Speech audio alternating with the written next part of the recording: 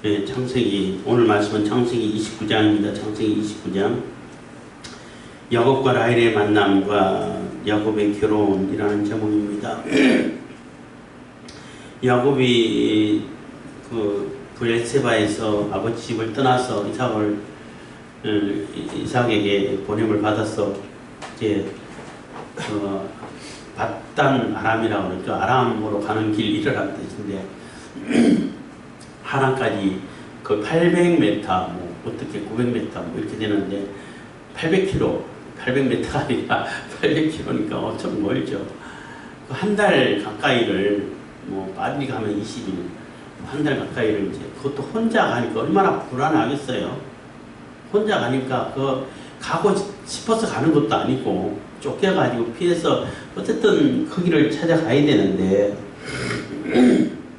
어떻게 제대로 찾아갈 수 있을지도 모르고 그래서 가다가 이제 루스에서 그 돌베개를 베고 자다가 거기서 하나님 만나고 하나님께 약속하고 하나님 언약을 받고 언약이 이어진다는 그러한 확신을 가지고 다시 돌아오게 하시면은 내가 이것을 여기 성전으로 삼고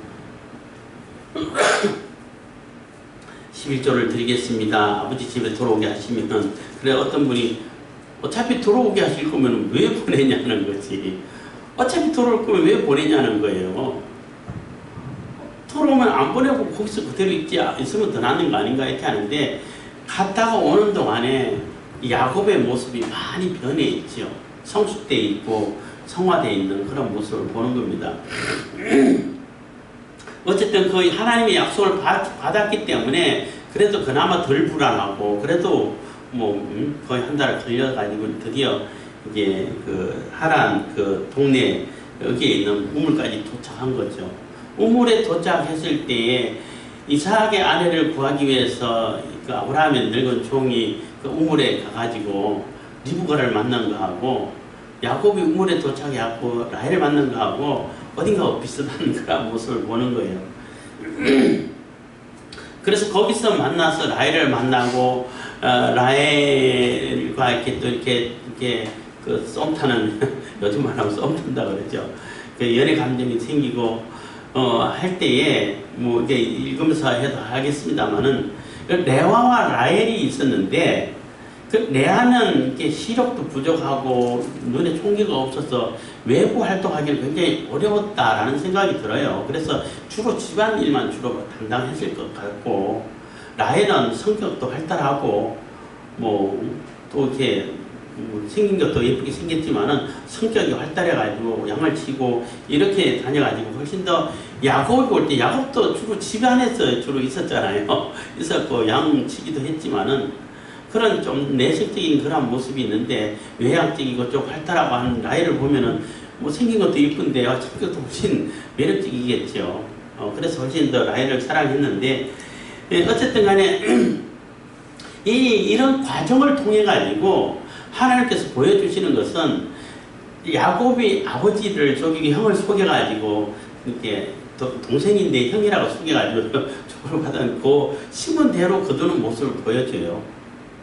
그러니까 야곱이 아버지와 형을 속였는데 그것보다도 훨씬 더 사기 잘 치는 한 10배 정도는 사기 잘 치는 라반을 만나가지고 계속 쏟고 있는 거예요. 그래서 이번에는 형을 아우라고 속여가지고 또 이게 들려보내고 하는 그런 모습 보는데 그래서 자기가 심은 거 그대로 자기가 거두는구나, 심은 대로 거두는구나 이런 교훈을 찾아볼 수 있는데 또 한 가지는 뭐냐면 그렇게 야곱이 막 좌충우돌 하면서 그 속으면서 또 뭐 이렇게 고생고생 하면서 하는 그런 과정 가운데 하나님께서는 보이지 않게 그 약속을 그대로 실행하는 모습을 볼 수 있어요. 야곱을 통해 가지고 야곱이 한 민족을 이룰 수 있도록 그 가정을 이루고 이런 모습이 있는데 뭐 7년 해가 14년 동안은 뭐 봉사한다고 그냥 다 보냈고 또 뭐 재산 하나도 없고 나머지 6년 동안 6년을 가지고 어마어마하게 부자를 만들어줘요. 하나님이 뭐 그렇게 되는데 어쨌든 우리가 그 야곱이 인간적인 방법으로 그렇게 속여서 취했기 때문에 뭐 속여도 취해도 결과만 좋으면 된다 이게 아니고 그대로 자기가 행위대로 그대로 이렇게 당하는 그런 모습 보고 우리가 이 방법조차도 하나님께서 기뻐하시는 방법을 써야지 무조건 좋은 게 좋다라는 것은 아니라는 거예요.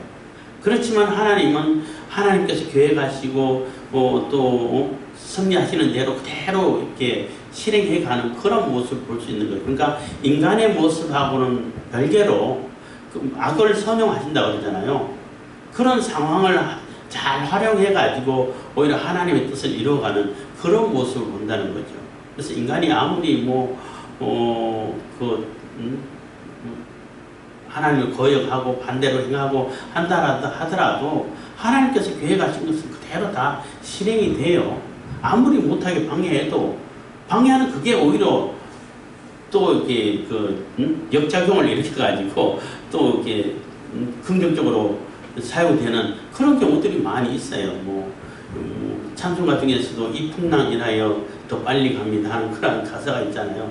풍랑 때문에 배가 흔들리고 뒤집어지고 하는 것 같은데 어떻게 생각하면 더 빨리 가?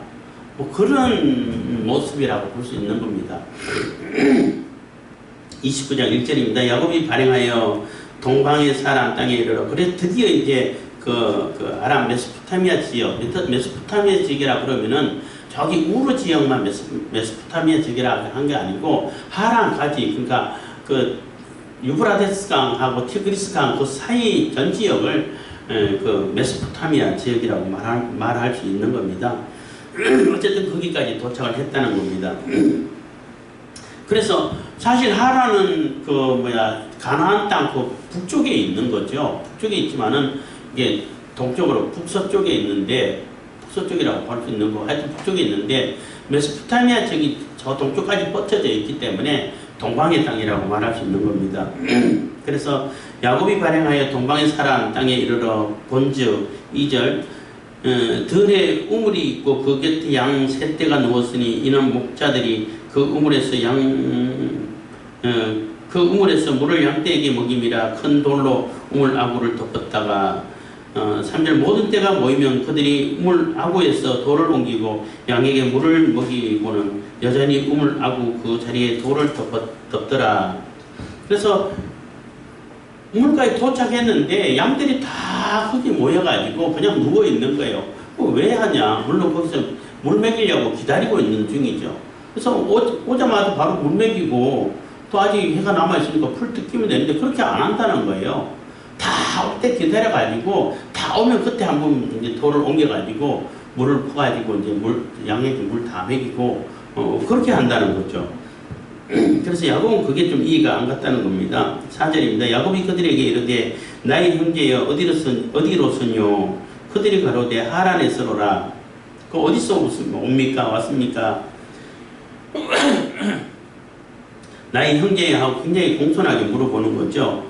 그러니까 하란에서 왔다라고 대답한 겁니다. 5절 야곱이 그들에게 이르되 너희가 나홀의 손자 라반을 아느냐? 그들이 가로되 아노라. 그래서 그러니까 나홀의 손자인데 손자란 뜻은 아들도 되고 손자도 되고 후손도 되고 그런 용어예요. 벤, 빈, 또 반 이런 것이 다 아들을 뜻하는 용어예요. 빈 하니까 오사마 빈 라덴 생각나는데 그것도 더 가문이라는 뜻이죠. 가문, 아들, 손자 다 같은 단어를 쓰는 겁니다. 그래서 나홀의 손자 라반을 아느냐?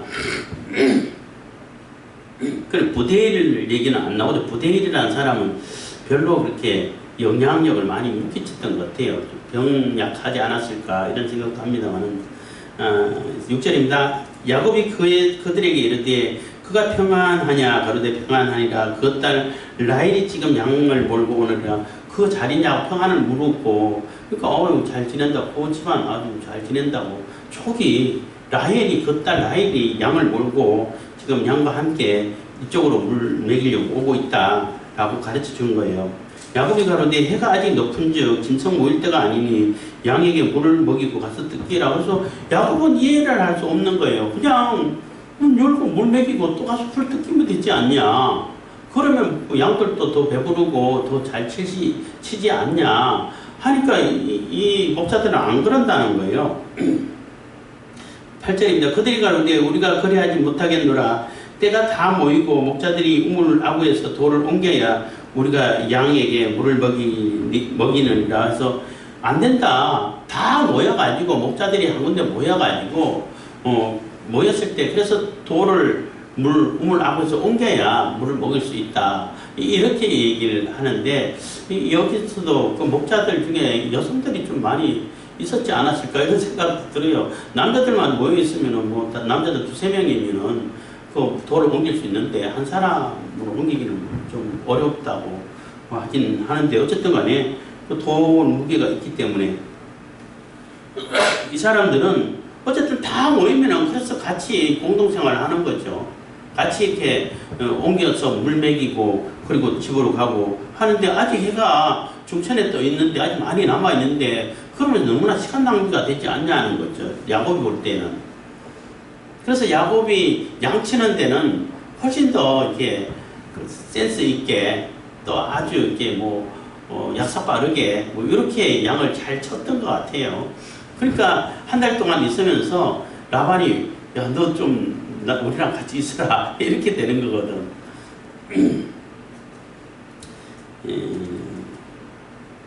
9절입니다. 야곱이 그들과 말하는 중에 라헬이 그 아비의 양과 함께 오니 그가 그의 양을 짐이었더라. 그래서 라헬이 그 라반의 양을 도맡아가지고 지금 치고 있는 겁니다. 10절 야곱이 그 외삼촌 라반의 딸 라헬과 그 외삼촌의 양을 보고 나아가서 우물나무에서 돌을 옮기고 외삼촌 라반의 양에게 물을 먹이고 그래서 라반이가 하니까 얼른 오자마자 또 야곱이 또 힘써가지고 반갑기도 하고 그래서 돌을 옮겨가지고 그 외삼촌 라반의 양들부터 물 쭉 다 먹였다는 거죠. 11절 그가 라헬에게 입맞추고 소리내어 울며 그래서 너무나 반갑다 보니까 반갑고 또 라반의 딸이고 또 그러니까 일단은 반가운 거죠. 예쁜 거는 그 다음이고 그래서 입맞추고는 이제 그냥 인사한 거예요. 인사. 그래서 소리내서 펑펑펑 우는 거예요. 그러니까 얼마나 그동안 한 달 동안 이게 집을 떠나가지고 떠나고 싶지 않은데 집을 떠나가지고 이렇게 오는 그 과정이 얼마나 외롭고 무섭고 힘들었겠어요. 혼자인데 수행원들이 과거에 그 아브라함이 늙은 종은 수행원들이 많았잖아요. 많았기 때문에 그냥 가면 되는데 낙타도 많이 데리고 가는데 야곱은 딸랑 혼자 몸으로 그냥 우리나라 말로 하면 개나리 보증만 안 들고 가는 그런 상황인데 얼마나 힘들고 서럽고 또 그동안 이 나쁜 사람들 만나가지고 어떻게 되지 않을까 이런 염려도 있었을 거고 물론 함께 지켜주신다 했기 때문에 그 베델 이후에는 그러한 생각을 좀 덜 했겠지만은 그래도 얼마나 힘들었겠어요. 그러니까 그 모든 것이 이제는 내가 가고자 하는 목적지를 찾았고 또 그 라반의 딸 라헬을 만났고 했기 때문에 이제는 이제 내가 다 도착해서 이제 안심해도 돼 하는 그런 마음이 들었겠죠. 그래서 그냥 안고 펑펑 울었다는 겁니다. 12절 그에게 자기가 그의 아비 생질이요 리브가의 아들됨을 고하였더니 라헬이 달려가서 그 아비에게 고하며 그래서 내가 바로 그 리브가의 그러니까 라반 외삼촌의 동생이 여동생이겠죠. 동생이다. 동생의 아들이다. 내가 그다 하고 다 일일이 이제 구구절절 다 얘기했다는 겁니다. 그러니까 라헬이 얼른 또 좋아가지고 이게 반갑기도 하고 해가지고 쫓아가가지고 이제 집에 가서 아버지한테 다 이렇게 알렸다는 거죠. 13절 라반이 그 생질 야곱의 소식을 듣고 달려와서 그를 영접하여 안고 입맞추고 자기 집으로 인도하여 드리니 야곱이 자기의 모든 일을 라반에게 고하며 그래서 라반이 들어와가지고 생질 그 야곱의 소식을 듣고 와가지고 그를 영접하고 안고 입맞추고 굉장히 극진하게 반갑게 맞아주고 있어요. 그래서 이런 모습을 보고 이제 학자들이 라반이 속이 꿍꿍이가 있을 거야 이렇게 생각한다는 거예요. 그러니까 라반이 그동안 쭉 보여주고 앞으로 보여줄 그 모습이 굉장히 사기꾼 아주 실력 좋은 아주 노련한 사기꾼이기 때문에 잘 속이는 사람이기 때문에 분명히 꿍꿍이성이 있다 이렇게 생각한다는 거죠. 그 전에 그 아브라함의 늙은 종 이삭의 아내를 구하기 위해서 리브가를 데려갈 때도 그 종이 굉장히 보물을 많이 갖고 왔잖아요. 많이 갖고 와서 풍성하게 주고 왔어. 그래서 그게 생각나가지고 저렇게 극진하게 인사하지 않았을까 뭐 이렇게 추측을 한다고 그래요. 뭐 정확한 건 모르죠. 어쨌든 반갑게 맞아주고 집으로 데려왔다는 겁니다.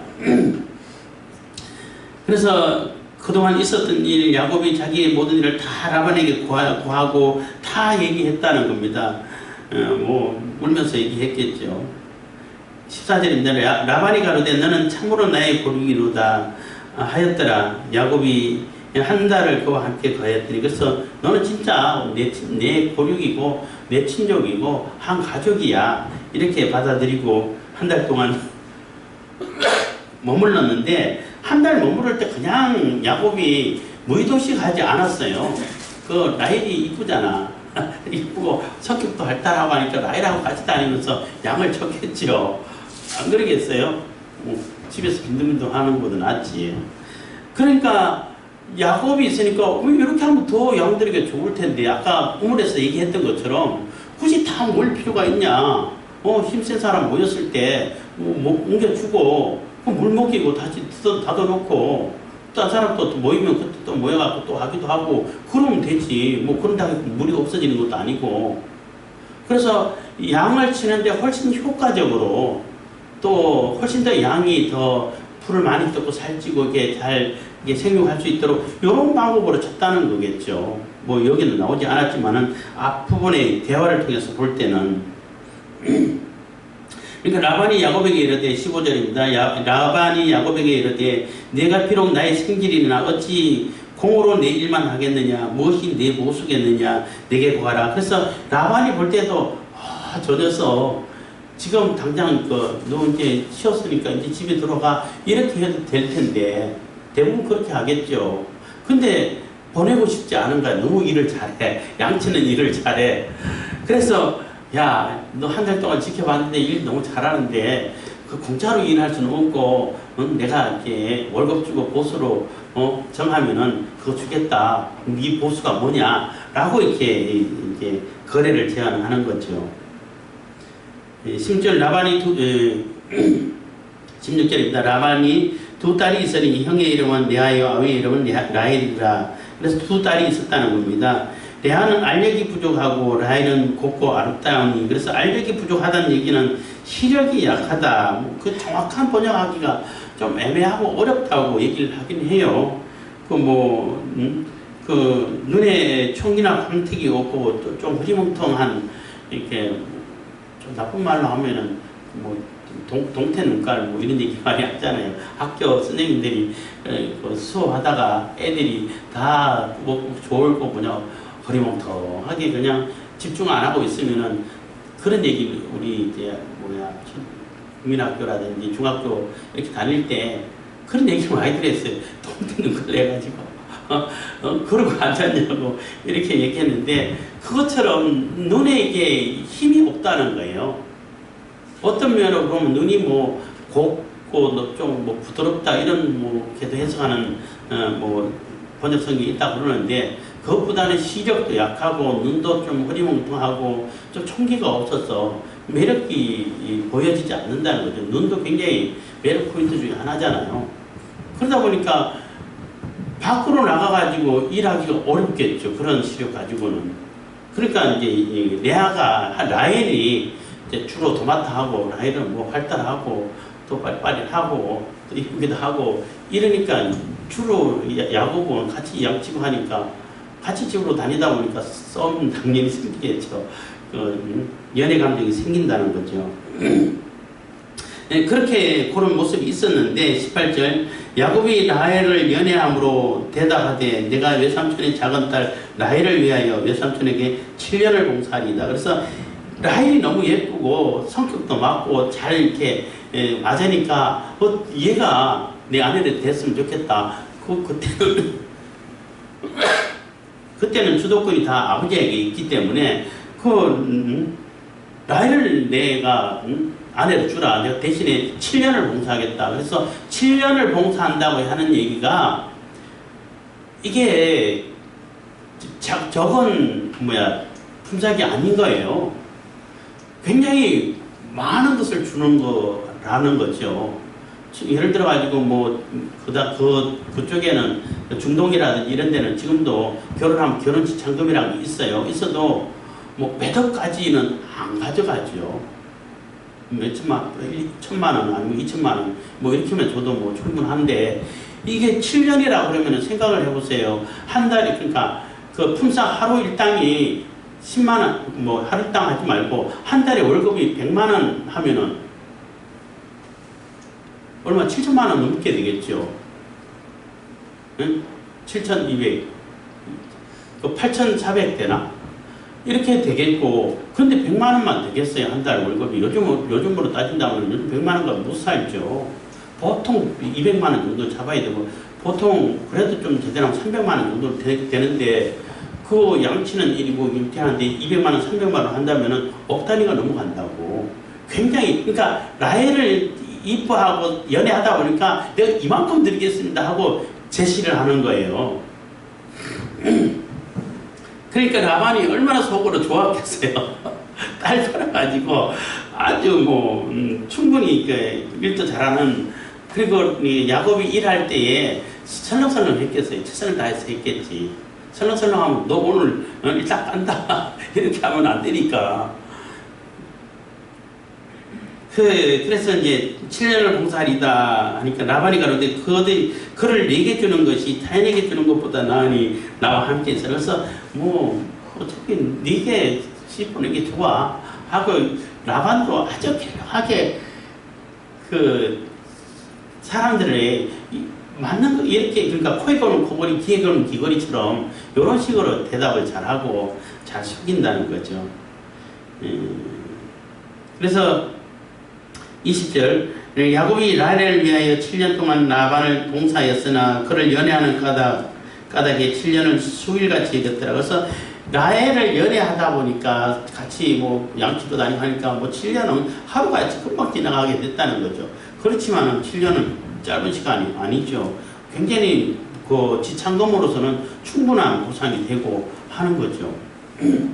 21절, 야곱이 라반에게 이르되 내 기한이 찼으니 내 아내를 내게 주소서. 내가 그에게 들어가겠나이다. 이제는 결혼시켜달라. 이제는 당당하게. 그러니까 이 얘기는 라반이 때가 됐는데도 얘기를 안 하고 있다는 거예요. 때가 됐는데도 라헬 이제 너 결혼해라 이렇게 해야 그게 맞는 거잖아. 순서잖아요. 안 그러고 있다는 거죠. 그냥 계속 시간이 차일피일 미루고 있다는 거예요. 그러니까 그래서 당돌하게 야곱이 아니다, 이제 시간 다 찼기 때문에 이제 결혼을 시켜달라 이렇게 요구를 하는 거예요. 아주 당돌하게 요구를 하는 그런 상황인 겁니다. 그러니까 라반이 이제 라반이 그곳 사람을 다 모아 잔치하고, 그래서 다 집안 잔치 모으고 이렇게 잔치를 벌여서 이제 결혼 잔치를 시작하는 겁니다. 저녁에 그 딸 레아를 야곱에게 데려가매 야곱이 그에게로 들어가니라. 라반이 또 그 여종 실바를 그 딸 레아에게 치녀로 주었더라. 야곱이 아침에 보니 레아라 라반에게 이르되 외삼촌이 어찌하여 내게 이같이 행하셨나이까? 내가 라헬을 위하여 외삼촌께 봉사하지 아니하였나이까? 외삼촌이 나를 속이시면 어찌미니까? 라반이 가로되 형보다 아우를 먼저 주는 것은 우리 지방에서 하지 아니하는 바이라. 그래서 그러니까 이번에는 야곱은 자기가 동생인데 형인 체하고 동생을 형으로 속여가지고 아버지를 속였는데, 지금은 이제 라헬을 이렇게 야곱이 사랑했는데 연애했는데 형을 아우라고 속여가지고 라반을 들려보낸 거예요. 그래서 그대로 그거나 그대로 자기가 심은 대로 그대로 돌려받고 있는 상황을 보는 거죠. 그리고 왜 그랬냐, 왜 나를 속이냐 이렇게 막 따지니까 라반이 가로되 형보다 아우를 먼저 주는 것이 우리 지방에서 하지 않는 바이다. 그래서 우리 지방에서는 형을 먼저 결혼시키지 아를 먼저 결혼시킨 거 아니야. 그러면 처음부터 얘기를 했어야죠. 안 그래요? 얘 결혼하고 나서 얘를 결혼시키니까 얘 결혼할 때까지 좀 기다리라. 그러면 야곱이 언제까지 기다려야 돼? 그리고 그러면은 레아를 결혼시키기도 어려울 텐데. 그리고 만약에 처음부터 얘기했으면은 야곱이 레아를 위해서도 7년 봉사한다고 그렇겠어요? 레아를 위해서는 뭐 1, 2년만 봉사해도 아니 라헬을 위해서도 한 1, 2년만 봉사해도 지참금은 된단 말이에요. 근데 아주 뭐 너무나 그 아내를 삼고 싶었기 때문에 7년이라고 넉넉한 시간 내 최선을 다해서 뭐 풍성하게 지참금을 드리겠습니다 이런 뜻이거든요. 근데 라반은 아주 머리가 잘 들어가. 사기치는데 아주 머리 잘 들어가. 그래서 가만히 있다가 7년을 다 하고 그 레아를 이제 아내를 삼고 라헬도 줄 테니까 앞으로 7년 봉사 더 해. 그 14년간 봉사하라는 얘기예요. 그래서 처음부터 얘기했으면은 7년, 14년까지 안 갔겠죠. 길어봐야 10년 이상 안 넘어갔겠죠. 다 합쳐가지고. 그러니까 이 라반은 아주 이게 그런 데는 교묘하고 머리가 기가 막히게 잘 들어간다는 거죠.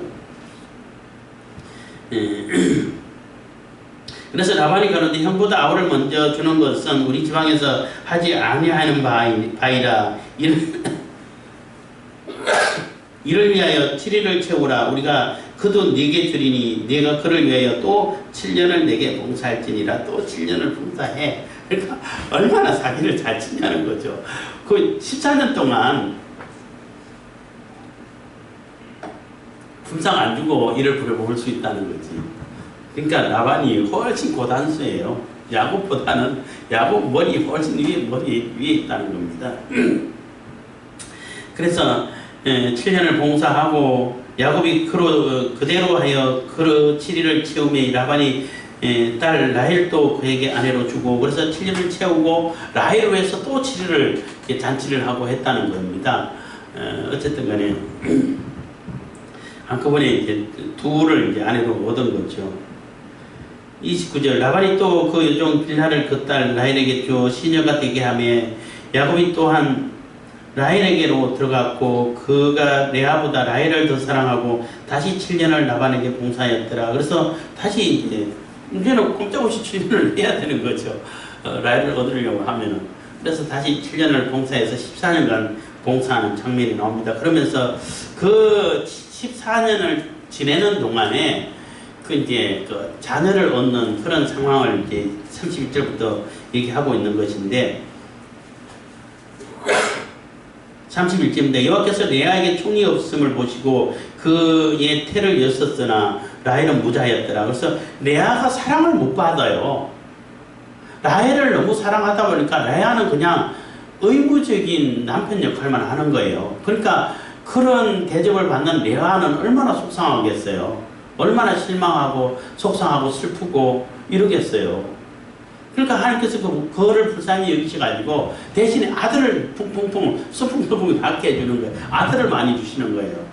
그거라도 위로받으라고 하나님께서는 공정하시다고 말하시는데 라헬은 야곱의 사랑을 많이 받으니까 우선 아들을 안 주고 자녀를 안 주고 딱 태를 닫아버리고 레아에게만 태를 열어가지고 계속 아들을 낳게 한다는 겁니다. 32절 레아가 잉태하여 아들을 낳고 그 이름을 르우벤이라 하여 가로되 여호와께서 나의 괴로움을 권고하셨으니 이제는 내 남편이 나를 사랑하리로다 하였더라. 그래서 르우벤이라고 짓고 하나님께서 내 괴로움을 권고하셨어. 이제는 아들을 낳았기 때문에 남편 내게로 들어올 거야. 남자 특히 남편들은 그 아이가 생기면은 그 아이의 눈이 뿅가가지고 그 아내한테나 가정에 집중하게 되거든요. 어디 나가도 그 아이가 눈앞에 아른아른거리게 돼. 이렇게 되는데 어쨌든 아들을 얻으니까 이제 그 레아는 굉장히 기대를 걸고 있는 거예요. 이제는 남편이 내게 들어올 거다. 아이가 있으니까. 근데 남편이 역시 똑같이 안 들어와. 그냥 의무적인 남편밖에 안 돼. 그대로 마음은 라헬에게 다가 있다는 겁니다. 33절 그가 다시 잉태하여 아들을 낳고 가로되 여호와께서 나의 총이 없음을 들었으므로 내게 이도 주셨다 하고 그 이름을 시므온이라 하였다. 그래서 그래도 하나님께서 내 슬픔과 내 서러움을 하나님께서 덜어주셨다는 거예요. 덜어주셔가지고 또 아들을 주셨다는 거예요. 이번 아들 둘이나 주셨어요. 이제 둘이나 된 거죠. 그래서 시므온이라고 지었다는 겁니다. 시므온이 듣는다는 뜻이에요. 근데 아들 또 잉태했어. 그가 또 잉태하여 아들을 낳았고 가로되 내가 그에게 새 아들을 낳았으니 내 남편이 지금부터 나와 연합하리로다 하고 그 이름을 레위라 하였으며, 그래서 연합을 시키는, 그래서 레위 이름대로 제사장직을 맡아서 그 이스라엘을 연합시키는 그런 역할을 물론 하긴 합니다만은, 이제 아들, 첫째 아들, 둘째 아들, 셋째 아들 낳기는 게 아이 셋이나 낳았기 때문에 이제는 남편이 나한테 머물 것이다, 나랑 연합할 것이다. 아무리 뭐 라헬이 예뻐도 아들 셋이나 있는데 해도 역시 야곱은 라헬에게 가 있어요. 그 라합의 마음은 이렇게 속상하죠. 그래서